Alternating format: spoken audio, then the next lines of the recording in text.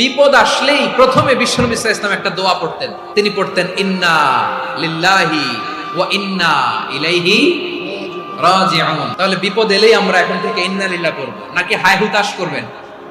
একদল আছে হায় হুতাশ করে, হায় আল্লাহ রে মোর কি হইল রে, মুই কি হরমু রে, মুই কমবে যামু রে, এরকম বিলাপ করতে নিষেধ করেছেন বিশ্বনবী। কি করব, কই যাব, কি হবে, হায় হায়, এরকম হাহুতাশ আছে না? নাই। বিশ্বাসীরা হাহুতাশ করে না, তারা ইন্না লিল্লাহ পড়ে। তারপরে বিশ্বনবী পড়তেন আল্লাহুম্মা আজুরনি ফি মুসিবাতি ওয়াখলুফ লি খায়রাম মিনহা।